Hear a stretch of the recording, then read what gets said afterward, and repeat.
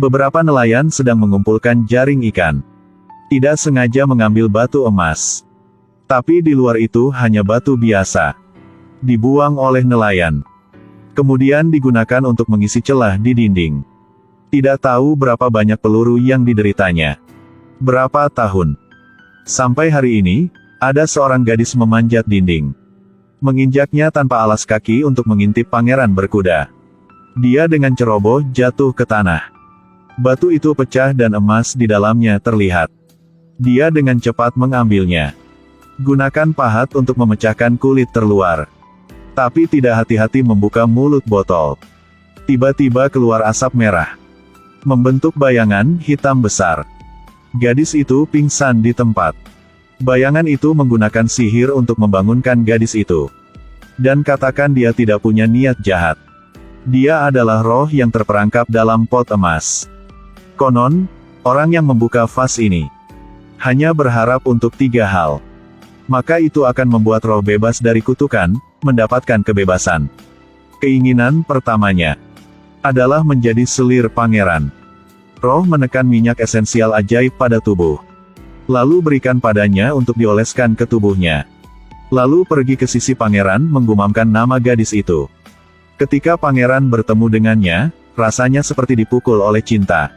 Gadis itu juga ingin menjadi seorang istri pangeran. Tapi ini membuat para selir lainnya cemburu. Karena dia ingin segera hamil anak pangeran. Dia meminta roh untuk permintaan kedua. Dan letakkan pot ajaib di tempat yang tidak ada yang tahu. Raja tersihir oleh ratu baru. Dia berpikir bahwa sang pangeran memiliki rencana untuk membuat pengkhianatan. Atas desakan ratu, raja diam-diam memindahkan pangeran ke kamp militer. Lalu biarkan penjaga mencekiknya untuk membunuhnya. Dan berurusan dengan semua orang di harem pangeran. Ketika roh mengetahuinya, dia pergi mencari gadis. Katakan padanya untuk segera berharap untuk hal ketiga. Sehingga dia bisa keluar dari toples, memiliki kebebasannya. Tapi setelah mendengar bahwa pangeran sudah mati, dia mengira itu adalah roh yang selalu berbohong padanya. Jadi dia marah dan lari dari pintu belakang. Tapi begitu dia keluar, dia ditangkap oleh penjaga. Memasukkannya ke dalam tas dan membuangnya ke laut. Roh tidak dapat memenuhi keinginannya yang ketiga. Jadi berubah menjadi roh di istana. Sampai bertahun-tahun kemudian, satu anak laki-laki datang ke sini. Secara tidak sengaja ditemukan di bawah batu ini kosong. Jadi dia penasaran untuk mengeluarkannya tetapi tidak bisa. Pada saat ini, adiknya juga datang. 2 bersaudara bergabung. Tapi belum bisa dibuka. Dia dimarahi oleh ibunya. Karena dia membuat adiknya melakukan hal-hal berbahaya. Bocah ketakutan lari. Roh kehilangan kesempatan untuk mendapatkan kembali kebebasannya. Tidak lama kemudian, anak laki-laki dengan pedang itu dinobatkan sebagai raja. Tetapi karena agresivitas, dia mengirim pasukan untuk menaklukkan di mana-mana. Selama ekspedisi, dia dikelilingi oleh pasukan musuh. Sang ibu mendengar berita itu, berpikir bahwa raja telah meninggal di medan perang. Jadi dia membiarkan adik laki-lakinya mewarisi. Untuk menjaga pewaris keluarga kerajaan. Dia mengunci putranya di ruang yang dipenuhi gadis-gadis.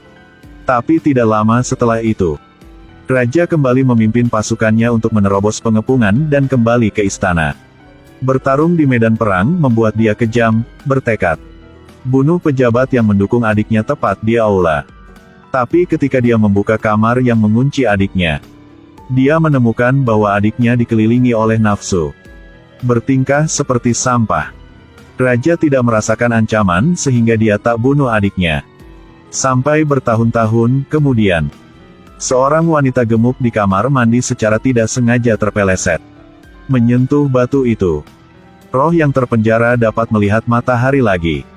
Dia buru-buru menyuruhnya untuk membuat 3 permintaan. Tapi dia tidak mau kurus. Tetapi juga mengatakan bahwa dia tidak ingin berurusan dengan hal yang licik seperti roh. Lalu dia melemparkan vas itu ke laut. Tidak tahu berapa tahun kemudian, seorang gadis menemukan vas ajaib di perut ikan.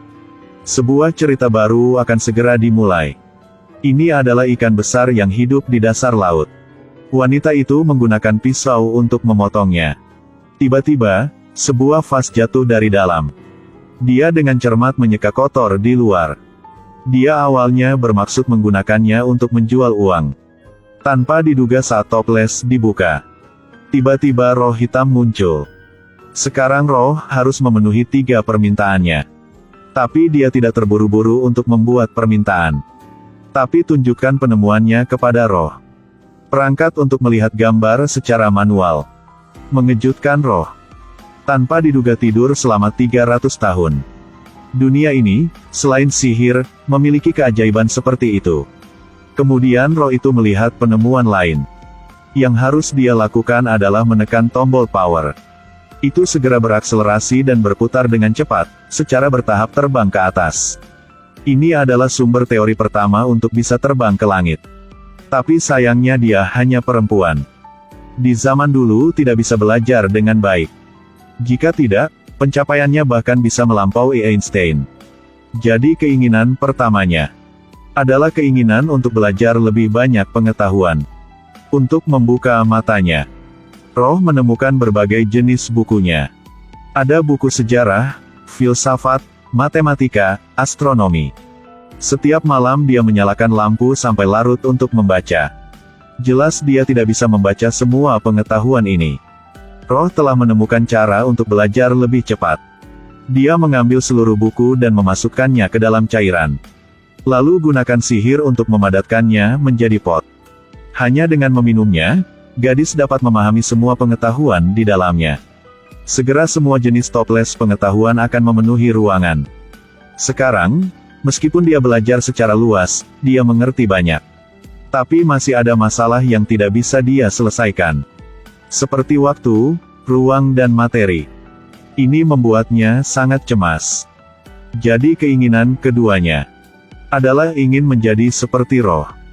Memiliki kemampuan untuk melihat segala sesuatu. Jadi semua materi di matanya bisa dilihat. Dia akhirnya mengerti. Energi yang ada di tak terlihat. Seperti medan elektromagnetik dan materi mikroskopis. Ini juga merupakan sumber munculnya roh. Setelah sains sepenuhnya tercerahkan, maka roh tidak akan ada lagi. Jadi itu mencegahnya mengucapkan permintaan ketiganya. Ini membuatnya sangat marah. Menyalahkan roh karena tidak membiarkan dia melihat semuanya. Tapi tidak bisa melakukannya. Ini lebih baik membiarkan roh yang tidak pernah muncul di dunianya. Tidak diduga, kalimat ini menjadi keinginan ketiganya. Roh itu baru saja dikumpulkan ke dalam toples. Seperti tidak pernah muncul di dunianya. Karena dia benar-benar lupa akan keberadaan roh. Pada tahun 2022, seorang kolektor barang antik menemukan vas di dalam kekacauan toko barang antik. Tapi pemilik toko tidak tahu asalnya. Itu hanya dapat dilihat sebagai hadiah teknologi modern untuk Mei. Pada malam hari dia menggunakan sikat untuk membersihkan kulit terluarnya. Tiba-tiba ada kekuatan misterius yang keluar dari mulut botol. Diikuti oleh kepulan asap merah dan hitam. Ini adalah pot ajaib kuno. Wanita ini sedang menggosoknya. Tiba-tiba, kekuatan misterius keluar dari mulutnya. Diikuti oleh kepulan asap merah dan hitam. Secara bertahap membentuk makhluk hitam kuno. Wanita itu menyelinap keluar. Dia tidak bisa percaya matanya. Jadi dia memejamkan mata dan bergumam 3 kali. Harapan hanyalah ilusi. Tapi saat dia membuka matanya, dia masih melihat makhluk hitam besar di depannya. Mei mencoba menggunakan bahasa negara lain untuk berkomunikasi dengannya. Seperti yang diharapkan ketika dia menggunakan bahasa Yunani kuno. Dia mendengar kata-katanya. Lihat itu sebagai hadiah. Roh mengabulkan 3 permintaannya. Lalu mengusapkan tangannya ke rak buku. Dan menyedot pengetahuan di komputer. Segera pelajari bahasa modern dan kebiasaan hidup. Ternyata dia pernah menjadi rombongan di sebelah Ratu Yunani kuno. Karena dia tidak sengaja melihat rahasia ratu. Jadi dikunci dalam pot emas oleh penyihir. Kapan dia akan mengabulkan 3 permintaan orang yang lepaskan? Baru bisa menghilangkan mantranya. Katanya Mei cepat berharap 3 hal. Agar dia bisa segera mendapatkan kembali kebebasannya. Tapi Mei adalah orang di masa modern. Baca banyak dongeng. Jadi dia tahu bahwa setiap keinginan yang dia inginkan akan membayar harga yang adil. Dia merasa sangat baik sekarang. Dia tidak ingin menjadi sasaran kendala yang tidak perlu. Jadi Mei bertanya kepadanya bagaimana jika dia punya keinginan. Roh itu menceritakan kisahnya dari 3000 tahun yang lalu hingga Mei menderita kesendirian dalam fase. Menderita dalam kekalahan. Mei juga bersimpati dengan apa yang harus dia lalui. Pikirkan penyesalan dalam hidupnya. Mei mengatakan keinginan pertamanya. Jadilah pacarku. Aku harap kamu bisa mencintaiku sebagai balasannya. Roh itu terkejut bahwa dia memiliki pemikiran ini. Tapi hanya ragu sesaat. Akhirnya menyetujui permintaan Mei. Hari-hari bahagia tidak lama. Roh tidak tahan dengan hiruk-pikuk kota. Karena indera dia sangat sensitif. Dapat mendengar suara yang tidak dapat didengar manusia. Misalnya, sinyal jeda akan membuat dia tidak nyaman. Tapi Roh tetap berusaha menahannya.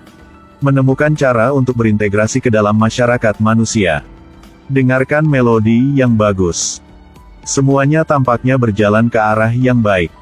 Pada akhirnya, apa yang harus datang akan datang. Hari ini, Mei menemukan bahwa ada bubuk pada Roh di mana-mana di rumah. Dia meletakkan tangannya di bahunya. Tetapi menemukan tubuh Roh itu perlahan menghilang. Roh tidak ingin Mei melihatnya seperti ini. Berpura-pura tidak apa-apa dan pergi.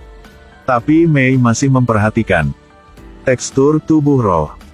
Tidak mampu beradaptasi dengan lingkungan sosial saat ini. Jadi keinginan keduanya adalah harapan bahwa Roh dapat kembali ke dunia miliknya. Tepat saat dia mengatakan itu, toples segel Roh pecah. Akhirnya, Roh mendapatkan kebebasan yang dia inginkan. Tapi tidak bisa menahan diri untuk meninggalkan orang yang dia cintai. Di hari terakhir, Mei terbaring di pangkuan Roh. Lihat tubuhnya perlahan menghilang. Ini mungkin terakhir kali mereka saling berpelukan. Hari setelah Roh pergi, Mei dengan rapi mengatur barang-barangnya. Meninggalkan tempat yang menyakitkan ini sendirian. Dia menaruh semua nostalgianya di buku hariannya. Catat semua kenangan mereka berdua. Hari ini seperti setiap hari dia berjalan di taman. Melihat sosok yang akrab di dekatnya. Dia menutup matanya dan bergumam 3 kali. Seperti pertama kali mereka bertemu. Saat dia membuka matanya, Roh telah datang sebelum dia. Atau mungkin keinginan ketiga dia telah terpenuhi. Atau Tuhan merasa kasihan pada mereka. Tapi tidak peduli bagaimana. Cinta mereka juga memiliki akhir yang sempurna.